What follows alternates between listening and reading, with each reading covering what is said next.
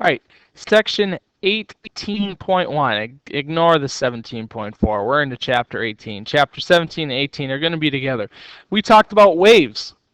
Right now, we're going to talk about the two main components that travel on waves, sound and light. We're going to first talk about sound. So listen up. See what I did there? Funny little joke, huh? So, properties of sound waves. Sound waves are longitudinal waves, which consist of compressions and pressure changes through the air. Typically, sound travels through air. That's how we hear it. However, sound can travel through anything, a solid, liquid, or gas. It can travel through water. It can travel through wood. It can travel through a bunch of things. Typically, it travels through air, but there are pressure changes in that medium which help you detect sound. We can explain sound through a variety of things. We can find out the speed of sound, we can find out its intensity and loudness, and we can find out its frequency, or what music people will call pitch. So those are the three things that we can talk about when we talk about sound. Now, all we're going to talk about sound is loudness, all right, and speed. Now, here's the idea. The speed of sound varies. As it travels through different objects, the speed of sound will vary.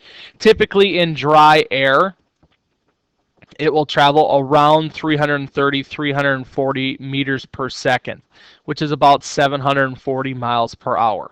That's in air. So sound travels at about 740 miles per hour in air. And now that's referred to, if you're flying a plane, that's referred to as Mach 1. The speed of sound is 740 miles per hour. If you're going faster than that, you're going to break the sound barrier. All right, if you are flying a jet plane and you're going twice the speed of sound, that's typically referred to as Mach 2, and that's the speed of sound in air. Because as you can see here, in liquids, it gets faster in liquids and even way faster in solids. And we've talked about that. Why is the speed of sound faster in liquids and solids? It has to do with the vibration of molecules. In which phase of matter, solid, liquid, or gas, are the molecules that closest together? Solids. When molecules are vibrating off one another, that sound is going to transfer faster in solids than it is in liquids or gases. So even though you think the speed of sound is fast in air, it's much faster in liquids and solids. One thing I'm going to hammer home right now. Which is faster, sound or light? Which one is faster, sound or light? It's light, and don't ever get that wrong ever again. Speed travels at 740 miles per hour. Light, which we'll talk about in the next chapter, travels at 186,000 miles per second. Miles per second. Light travels way faster than sound. Don't ever get that wrong again. So, speed of sound varies in solids, liquids, and gases. When we measure intensity, or how loud sound is, we go through, what do we measure? We measure it in a unit called decibels. Right? Now, the decibel scale is what we call a logarithmic scale. Every time you go up, every time you go up one, it's 10 times greater. So what do we mean by that? A sound that is 30 decibels in comparison to that of 20 decibels is 10 times louder. But a sound that is 40 decibels in comparison to 20 decibels is 100 times louder, because the gap is 2, so you're going to go 10 squared. If we go 50 decibels compared to 20 decibels, that's going to be 1,000 times louder.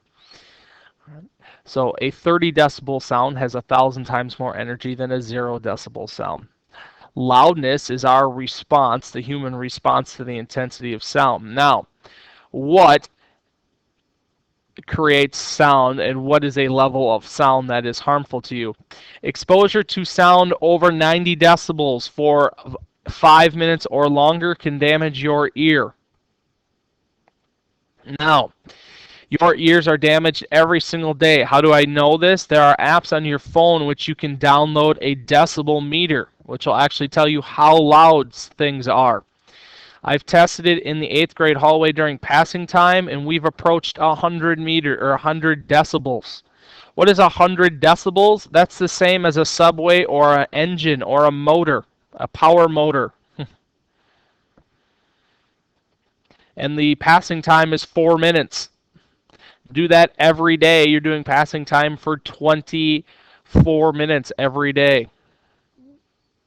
That's damaging to your ears. So the moral of the story is be quiet.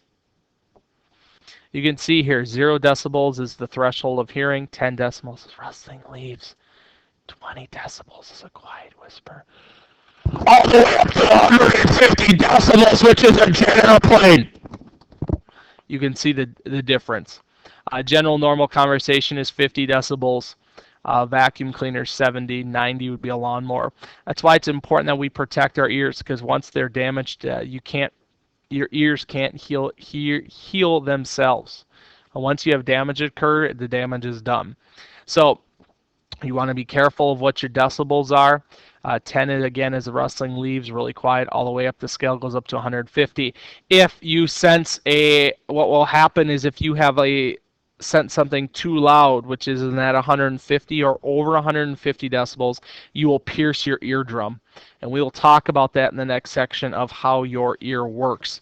But we are going to talk about sound, and we talked about sound and the intensity of sound. Tomorrow we're going to talk about, in 18.2, we'll talk about frequency and pitch and how the two kind of differ. So this is the end of section 18.1. This is Mr. Clennert, and I am signing off.